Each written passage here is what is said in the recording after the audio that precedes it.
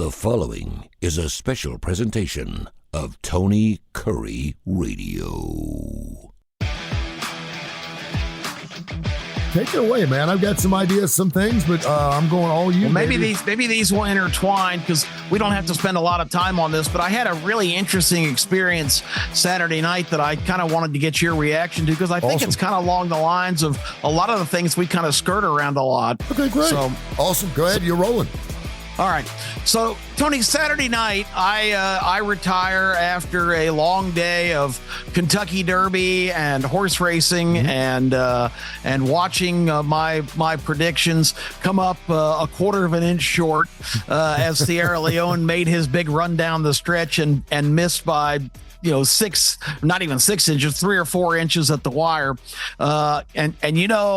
I love being right, and I basically guaranteed that Chad Brown, one of his 2 horses, or Brad Cox, the other trainer that has not officially, he's been given credit for a Derby. Anyway, after that grueling experience of a long day, I also debuted a new radio program here in town on WJOX at 8 o'clock on Saturday morning. So by about midnight, I was done. Go. Stick a fork in me. I watched the Braves lose 11-2 to the Dodgers. It was I should have gone for a walk in the forest instead of spending the entire day of frustrating sports events.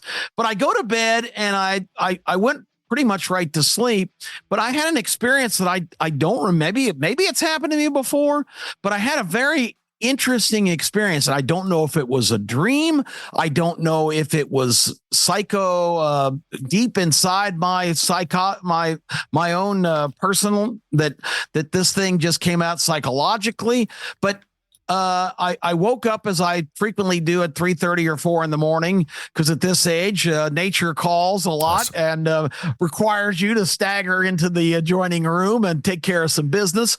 And as I sat up to do that, which is kind of reflexive, it's the strangest thing. I either was thinking about what I just was dreaming or I said it out loud. I'm not sure, but it was a phrase that I've never heard before. I've never uttered before.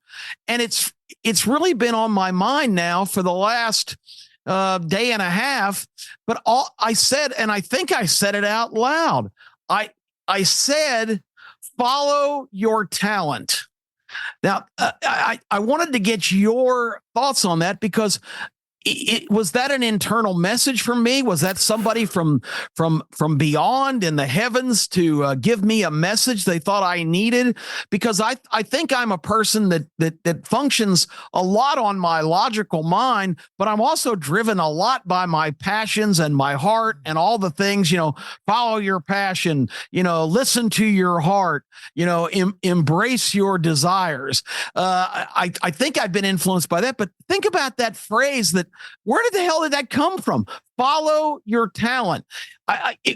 And is that a message that I was getting that, hey, at this point of your life, because I have a lot of sad and kind of unhappy moments where I feel isolated and I just feel like I'm out of the mainstream of regular life. I'm so appreciative of your network and my other outlets to have a chance to express myself and kind of shout from the mountaintops, I'm Kip Keefer and I'm still here. And here's what I think, whether anybody cares about what I think, but what do you react? How is your reaction when I say the phrase, follow your talent? No, I think it's a beautiful thing. I think, and we can speak very vividly and judiciously about this because you and I are kind of in the same boat. We've got about the same number of years of talent in the radio business and the television business.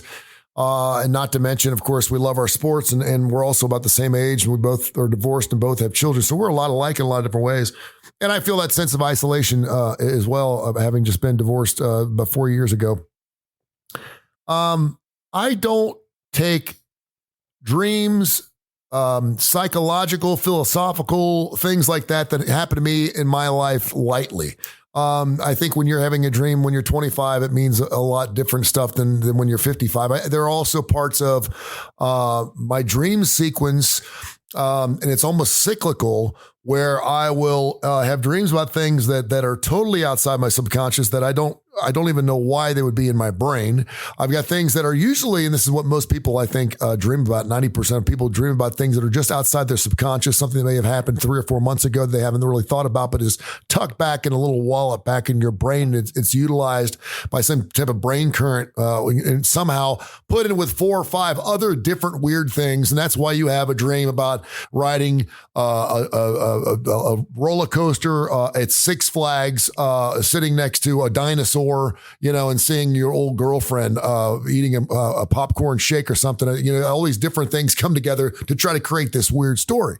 And so when someone says something like follow your talent, I think it's more of a subconscious thing because I can actually I've actually gone through some times in my life where I can actually dream what I want to dream about. I don't know if you've ever had this where I could, right before I go to bed, I could just infiltrate my brain with everything that I want to think about or want to dream about. And for the most part, for a period of time anyway, I would actually dream about those things. It wouldn't be exactly what I wanted to dream about. Like I'm not going to watch a porno film in hopes to have a wet dream later that night. That didn't work. I tried, by the way, it doesn't work. It worked when I was 16. Yeah, but exactly. But I didn't consciously go into it with that agenda. Exactly.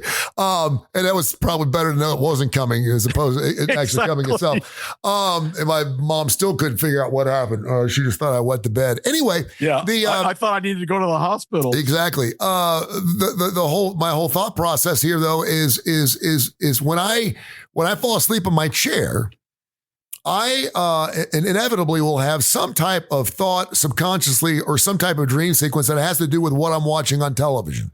I can hear it in the background, and I know for a fact that I talk in my sleep because I do it almost every night. And my daughter has taken videos of me just talking in my dreams and talking so much so that it actually wakes me up, and I'll be mid-sentence and I'll go, what was that all about?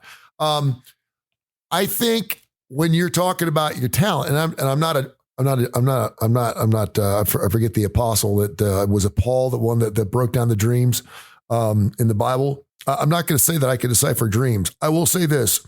I think right now in your life, and I only know this because you've shared it with me, that I think you've got more going on right now in your life that you are into, that you are passionately seeking, that you're enjoying, that you feel like you're actually moving the needle a little bit because you're doing so many different things media-wise, and you're doing so many different things personal-wise with you and your family.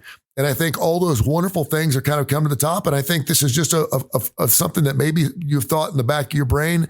Follow your talent, do what you do well. I've seen that talent. That's why I reached out to you a couple of years ago and said, listen, I'd love for you to be on Tony Kurre Radio. I for the life of me, can't figure out why a Talk 99.5 wouldn't have you on every single day, just because I think you can talk at your ass for 45 or 50 minutes. Amazing. I've never seen anybody. Yeah.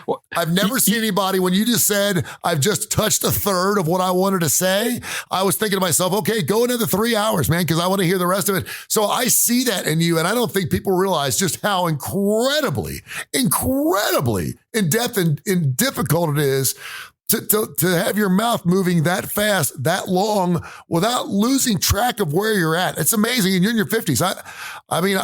It's just something that I revel in. And I wish I had that talent. It's just an amazing thing. I have to have notes in front of me, and I have to know exactly where I'm going and how I'm going to get there. And you can just talk. And that's why whenever we do the show, usually you and I will speak a couple of days before and we'll go, what do you want to talk about on the show? And you'll say, well, I want to talk about this. And we usually go back and forth. Well, the last couple of weeks, we just opened the mic. We just started talking. Yeah. And we've gotten the best numbers we've ever had. People are listening to us. I think they enjoy the fact that we're just sitting here, just talking.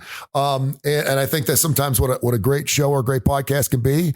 And so I think for me anyway, just based on what I know about you, is a God wink. That is a tap on your shoulder. That is you've got this and I've got you. I love that saying. You've got this, I've got you.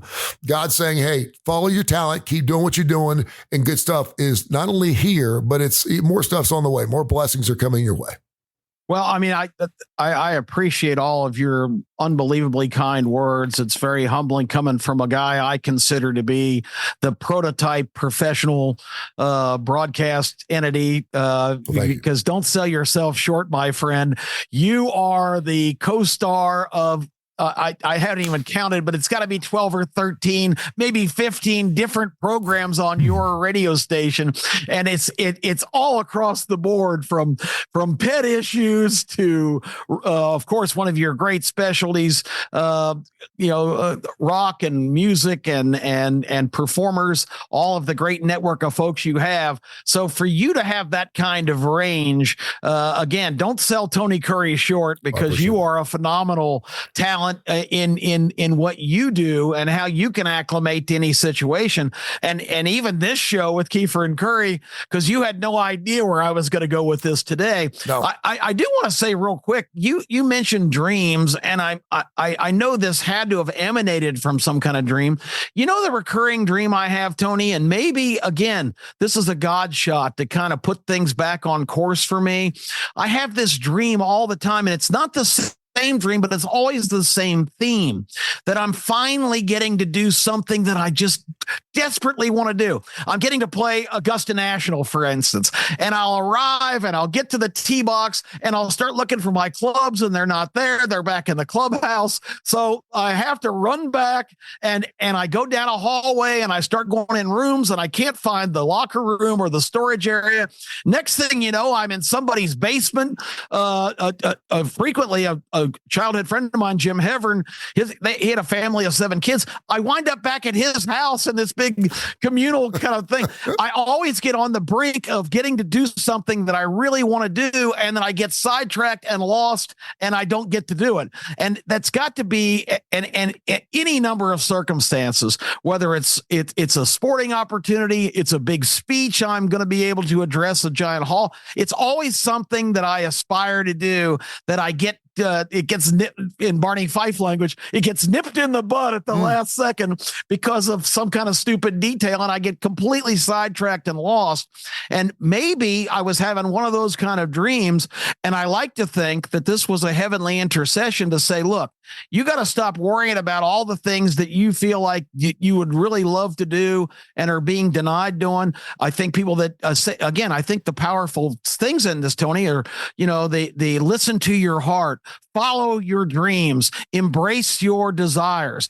All that stuff is great, but you're not completely in control of those things, where accentuating and using the God-given gifts you have is something you are in control of. And all you have to do for that is to find some outlets and some ears, and people like you and some others have given me that opportunity. And I was amazed too. I'll tell you this real quick. I'm dominating the airwaves here, right. But I was amazed when I Googled this morning, follow your talent. And there's an actual book named Follow Your Talent, which is talking about a lot of these same themes that just dawned on me. And I promise you, I had no way of knowing that there was even a phrase out there like that. And it makes sense, because I think we could do a 5-hour discussion on what that exactly means. But it's given me kind of a fresh perspective today that I'm going to start just becoming obsessively committed to doing just that. I do have a talent, and I really want to display it. And maybe that's my purpose in this stage of my life. God grant me the serenity to accept the things I cannot change, the courage to change the things I can, and the wisdom to know the difference. Love it. Say that prayer probably 15, 20 times a day. You're right. We have absolutely no control over people, places, and things in our lives. We can certainly push things in the directions we want them to go, but we don't know what his master plan is for us. I'm not going to get all biblical here on us, but you know where my heart is with Jesus Christ as my Lord and Savior. And the minute I surrendered everything in my life, including this business, as soon as I gave it up and said, listen, I'm going to be your soldier. I'm going to do everything I can to put myself in the right position to be a mover and a shaker in your world, not my world. Just please place me in the right places so I can be successful and I can feed my family. Everything started falling in place. Everything fell in place. And every time I started getting full of shit, started getting an ego again, and started trying to take some of those things back, it blew up in my face. every time. So that's amazing. What do they say about, good Christian politics, whatever they say, once you surrender, that's when you're victorious, and we're not taught in certainly war terms that you should ever surrender. Don't ever, and I'm not talking about never quitting. I'm not talking about not trying. I'm not talking about being passionate. What I'm saying is realize and give it up to God and realize that it's his plan. He already knows how it's going to go. He knew it before you were even born. And so allow him to do his work in your life. That's all I'm saying. You are in a rapids. You're going down the Ocoee River. You're by yourself and you got a paddle and you're paddling furiously on one or two sides and you don't know where you're paddling to. You're just paddling. In the meanwhile, he's got the big rudder in the back and he's like, pull your oar in, stick your feet under the boat and chill out. We've had enough stories in the Bible about Jesus being in the big boat. Remember Jesus taking the nap, falling asleep, and everyone's like, are you going to let us die? And he's like, will you please let me take a nap and chill out? I've got this. That's what you got to do in life. You got this. You just got to chill out. You brought up something that was really interesting. My mom used to give me cards all the time. And she used to give me a card for every year of my birthday. So when I turned 17, she gave me 17 birthday cards. And she'd give them to me on different days. She'd sign every card. This kind of goes along with follow your talent. She used to sign every one of my cards with, you're going to be great someday. And she started doing that when I was like 12 or 13 years old. And I really never knew what it meant. I knew it was nice. And I thought that's sweet. And basically and I don't know where she ever got it from, but she signed every card, every letter she ever wrote me, hundreds, with you're going to be great someday. And even after I thought that I was great, I was full of it. I'm sitting on a billboard and I've got the LA Times out doing stories on me. I'm on NBC Nightly News. I'm up at ESPN. I'm on 700 radio stations at one time for a week. I turned down a job to go work at ESPN. You're going to be great someday. I'm thinking to myself, you know what? I'm already great. And I thought that in every facet of my job, even when I was 21 or 22 and I was number one in the market in Louisville, Kentucky, I thought, okay, this is it, baby. I'm going to do this for the rest of my life and I'm great. And I was so full of it. I needed to be humbled. I needed to be humbled so fiercely and so vivaciously that I didn't even see it. And of course, we get ego. We have success in life and we think it's all us. And I've given it all up to the Lord and I've realized that everything that's happened in my life, good, bad, and indifferent, that just because it's good or bad doesn't mean it's not a blessing. Everything that happens in my life is a blessing. Even the bad things that happen in my life, I realize, hey, listen, I know this is going to turn into a blessing and such. And when you think that way, everything does turn into a really good thing. You start putting silver linings, not even silver linings, but the whole thing turns silver. And I always think, and I have not signed my cards to my kids that way, but she instilled that you're going to be great someday. What that told me, though, and I had this discussion with her before she died. She had Alzheimer's. She passed away about 12 years ago. She wanted to make sure I knew that I was never at the top of the mountain and that I always had more to go. And I could always grow more spiritually with God and Jesus, my Lord Savior, and my Holy Spirit. She said you could always grow your faith. You could always grow your talent. You could always learn more from someone else. I've always learned to do the best I could to network with great individual people. You ever talk to someone who's really, really smart? And I do this with you because I consider you very, very intelligent. I always feel better about myself when I hang out with people like you because I learned something and I feel like I'm part of something bigger than myself. And I think that's really important. So you're going to be great someday. And I keep telling myself that because you're only as good as your last show. You're only as good as your last day. And there's always, the sky's always the limit. And I really believe that I think that maybe hearing this follow your talent, that's just God's way of saying, don't give up. I got this bigger, better thing. You got pretty good right now. There's a lot of people that mail it in your situation, my friend. I got news for you. They'd say, you know what? I'm good. I'm going to go kick back at the beach for the rest of my life. And you're getting after it, man. You're doing everything you can to put yourself in a position to be successful in what you love to do. And that will come into fruition. The seed's been planted. It will grow for you. I promise. It'll happen. It makes me think of one of the great cliches of all time with what you just talked about. And that is men make plans, God laughs, which I think is very apropos. I don't want to quote some of the great cinematic achievements of all time, but Forrest Gump's final soliloquy in that movie, while the feathers floating on the breeze, about destiny and who's right, his mama or Lieutenant Dan. He comes to the conclusion, I think they're both right. That life is happenstance, but you are here. Life does have a purpose. We all do have a destiny, and we need to embrace that the best way we can. And maybe the whole follow the talent thing is a good indicator of just remember in Jerry Maguire when he wakes up at the beginning of the movie and I have to write this mission statement. Yeah. I mean, maybe follow your talent is my mission statement that's been given from the highest authority possible. That's the way I'm going to embrace it.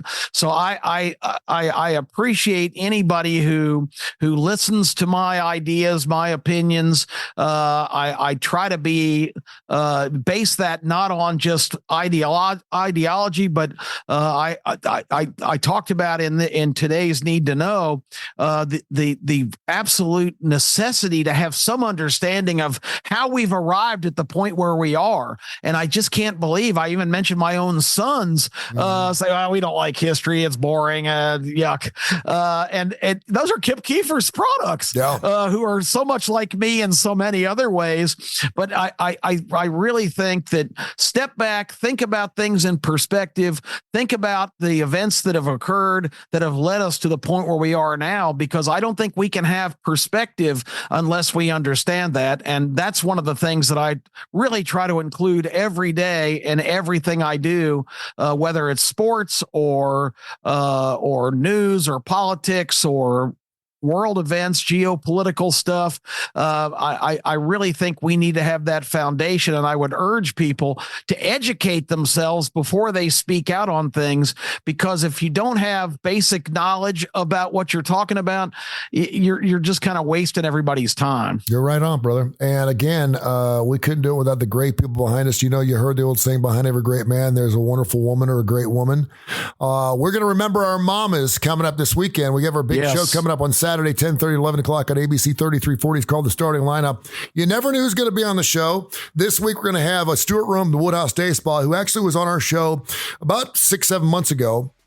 He's going to have some very special deals that you can only get by watching the show 10:30, 11 o'clock. So make sure you watch the show. Mother's Day is on Sunday. Our show appears on Saturday. And of course, you can go to birmingham.woodhousespas.com, their website, to get them. Women love the Woodhouse Day Spa. It's the best of the best. He's going to have some very special deals just for our viewers coming up on Saturday. So make sure you watch that show. And again, Need to Know, Keefer and Kurre, and of course, your show on Jocks 94.5.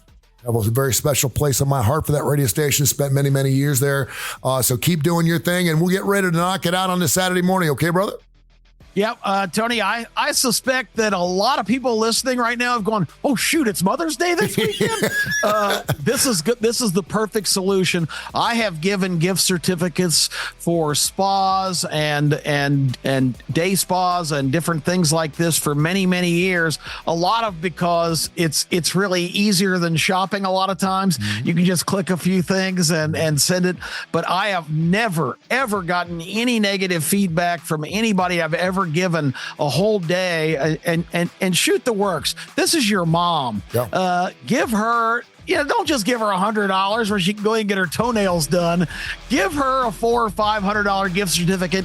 Go in there, knock yourself out, live in the glorious state that you deserve, and tell your mother how much you love her by saying you deserve to be pampered, you deserve to be thanked. Because Tony, without our mothers, we wouldn't be sitting here. Hey, Kip, you're going to be great someday. I'll see you next week. Yep, I can't wait. This has been a special presentation of Tony Kurre Radio.